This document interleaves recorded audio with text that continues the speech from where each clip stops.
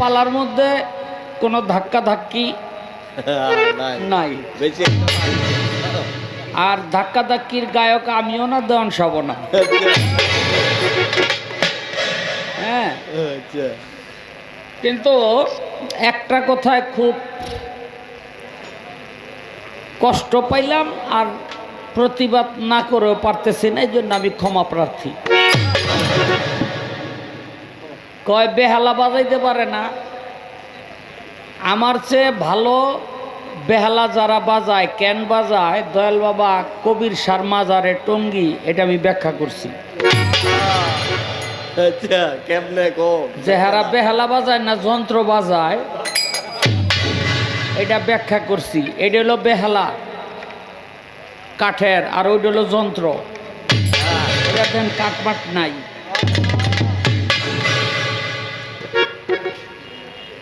তো এখন দেওয়ান সাহেব আমার থেকে ভালো বেহালা বাজায়, এটা সত্য, কারণ আছে।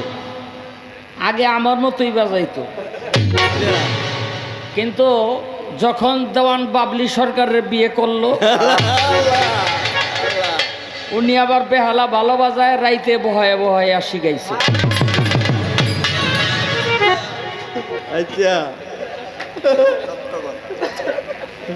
এখন একটা গুণী মানুষের সঙ্গ যদি পায়, তো সেই মানুষটা সেই গুণ ধারণ করে না। কিন্তু আমার হইল বদনসিব, আমার ওস্তাদের পরে আর একটা গুণী মানুষের সঙ্গ পাইলাম না। বাজান ভাই, আপনি আরো ভালো বাজান, আরো 2-4 বছর পরে আরো ভালো বাজাইবেন, কারণ আমার ভাবি যে সুন্দর বেহালা বাজায় এবং আপনারা শিখাইছে। বাংলাদেশের এমন কোন বয়াতি নাই ছোট করে ডাকাইতে না ধরছে, আর এমন কোন পিরলি গাউস কুতুব নাই জাগো ডাকাইতে না ধরছে। আমারে ধরছে, আমার উস্তাদ রে ধরছে, দেওয়ান সাহেব রে ধরছে, মানে ডাকাই আপনারে ধরে নাই। ও কেন ধরে নাই এটা জানি, যে ডাকাইতে আমারে ধরছিল ওই ডাকাইতে আপনার সামনেও পড়ছিল, ধরে নাই। কেন ডাকাইতে আবার ডাকাইতে ধরবো?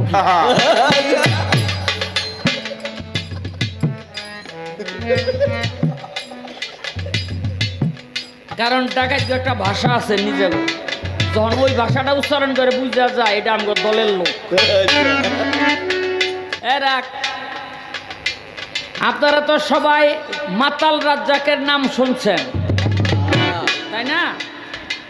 হ্যাঁ, একবার ধরছিল মানিকগঞ্জ, গান হইল রাত 10টা পর্যন্ত।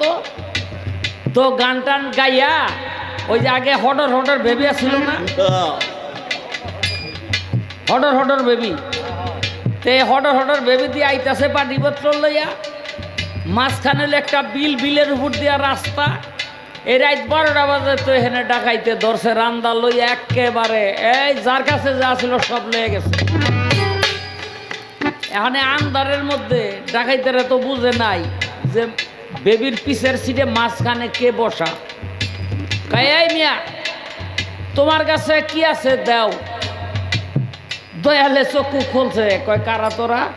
আমরা ডাকাইত। কয় তো কইতে আমি খুঁজতাছি। কয় কয় কি রে? আমাকে খুঁজে। কয় কেন? কয় তোরা কি হাসাই ডাকাইত না টুকটাক কাম করস? কয় আমরা হাসাই ডাকাইত। কয় তো যেই কমিটির বাড়িতে গান গাইছি টাকা দেয় নাই, আমার টাকা উঠাই দিবি।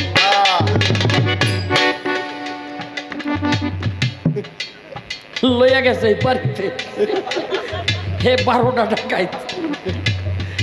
গিয়া গে শালারা ওঠ, এ দেখ তোর বাপে গেলে এসি টাকা দে।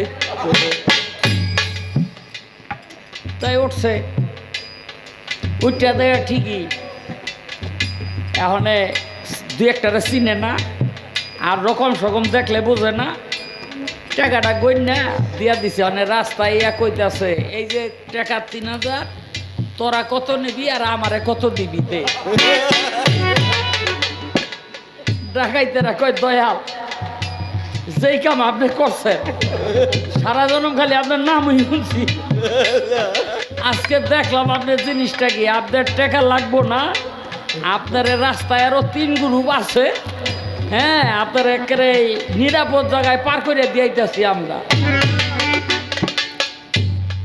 খাজারে ধৈর্য বইছে ডাকাইতে, মাতাল কবি রাজ্জাকগণ সাহেবকেও ধরছিল, কিন্তু বয়াতিগো ধৈর্য কিছু করতে আর অলিয়া উলিয়াকেও ধৈর্যও কিছু করতে পারে না। বড়পীর আব্দুল কাদের জিলানী যে কত বড় আল্লাহর ওলি, এটা কি দিয়া বুঝাইতাম। জঙ্গলের মধ্যে বড়পীর আব্দুল কাদের জিলানী বন্দেগি করে, হ্যাঁ, আর শয়তানে কয় দেহি একটু নাড়াচাড়া দিয়া কাম করতে পারিনি, গিয়া কয় আসসালামু আলাইকুম বড়পীর, আপনার স্রষ্টা আপনার প্রতি খুশি হয়েছে, আপনারে মেরাজের দাওয়াত দিছে, আমারে কইছে লইয়া যাইতে।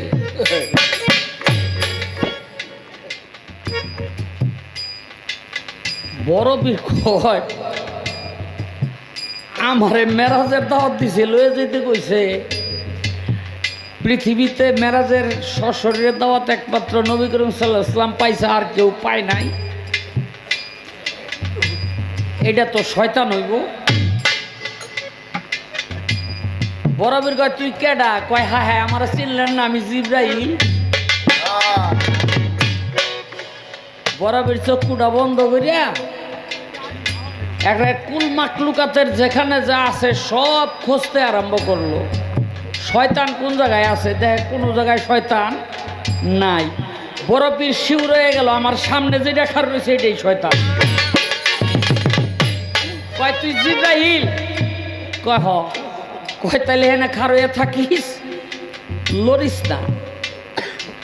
এই কথা কইয়াই বড়পীর আব্দুল কাদের জিলানী খালি কইছে আউযু বিল্লাহি মিনাশ শাইতানির রাজিম। আর এই আউযু বিল্লাহটা একটা আগুনের গোল্লা হইয়া শয়তান রে যে দৌড়ানি একটা দিছে,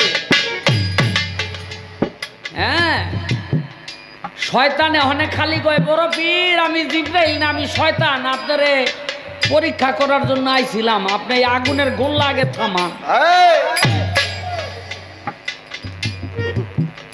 আর আমগো কাছে যদি এরকম শয়তান আইয়া কইতো শালম সরকার কাজল দেওয়ান তগ উপরে আল্লাহ খুশি হয়েছে, ল মেরাজে আল্লাহ লয়ে যাইতে কইছে, তা আমরা দুইজন কি কইতাম কোন কুলে উঠুম। কিন্তু শয়তান বড়পীরকে ধোঁকা দিতে পারে নাই। এত বড় আল্লাহর ওলি ছিল বড়পীর আব্দুল কাদের জিলানী। এই বুখারী শরীফ হাদিসের মধ্যে আমি পরিষ্কারভাবে পাইছি, আমার আগের কথাটা খেয়াল করবেন তাহলে পরের কথাটা বুঝবেন। কোন ত্রুটিযুক্ত ব্যক্তি পীর হতে পারে না, যেমন কানা, লুলা, ল্যাংরা, তারপরে লগা নপুংসক, এরকম কোনো ব্যক্তি পীর হতে পারবে না। এটা বুখারী শরীফের মধ্যে আমি পাইছি। বড়পীর আব্দুল কাদের জিলানীর কাছে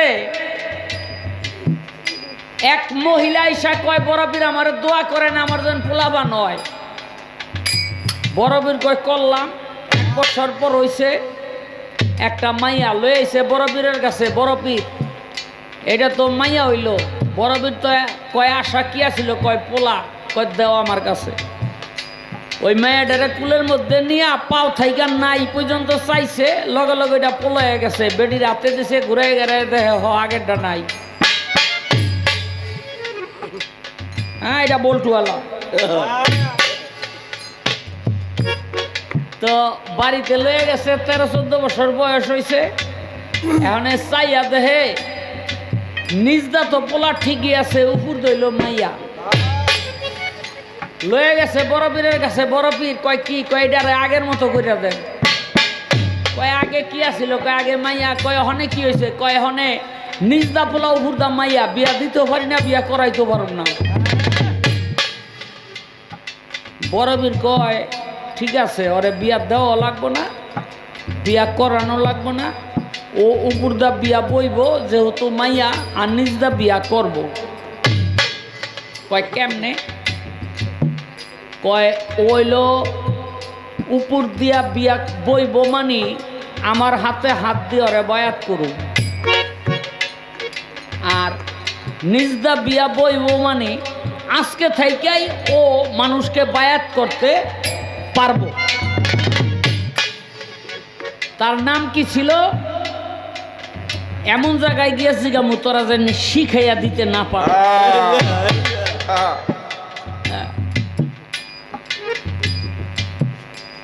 কি হলো, তার নাম হলো বাহাউদ্দিন নকশবন্দি।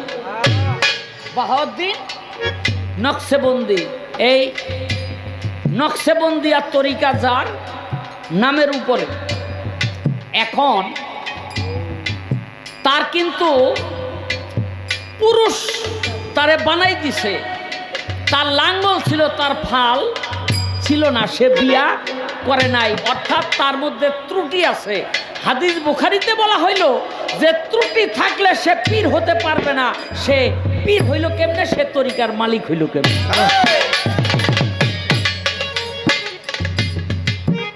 আমার কথাটা ভালো করে বুঝাই দিবেন। আমার জিজ্ঞাসা করতে ভুল হইতে পারে, আপনার জবাব দিতে যেন ভুল না হয়। হ্যাঁ, বড় গায়ে পাইছি তো, বুঝলেন নি? প্রশ্ন করার লগে লগেই নুরানি চেহারাটা কেমন জানি হয়ে গেল। 5-6 দিন আগে ইয়ের মধ্যে দেখলাম, ওই যে ফেসবুকের মধ্যে, কি চমৎকার দাড়ি নাই, বুঝলেন? এই দাড়ি আর রাখতেই কয়কে আর হালাইতেই কয়কে। আমার জীবনে কোনোদিন দাড়ি রাখি নাই, আর জীবনে রাখব না, কারণ বহু দাড়িওয়ালা দুজকে যাইব কিনা। আব্দুল্লাহ ইবনে উবাই এই পর্যন্ত দাঁড়িয়ে ছিল, দুজকে যাইব। দাড়ি থাকলেই মানুষ, আবার দাড়ির অনেক কিম্মত। বাবারে বাবা, রাসূলের পেছনে নামাজ পড়ে এক সাহাবী, একটা দাড়ি রাসূল ভিক্ষা দিছে আইসা, পরের দিন তো দাড়ি কাটতেইছে, হারা থোতার মধ্যে দাঁড়িয়ে একটা, বুঝলেন? হেড আবার পরের দিন কাটতেইছে, সাহাবী মনে করছে আমার একটা দাড়ি দিকে রাসূল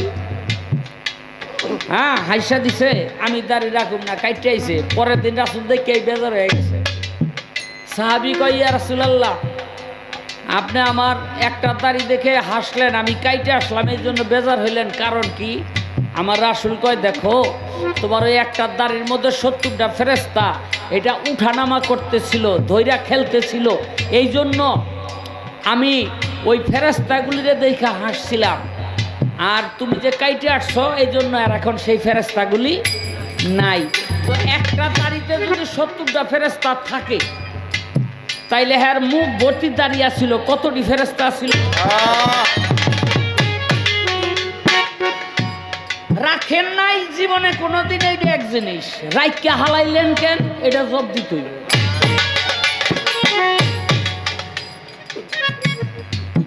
বুঝলেন?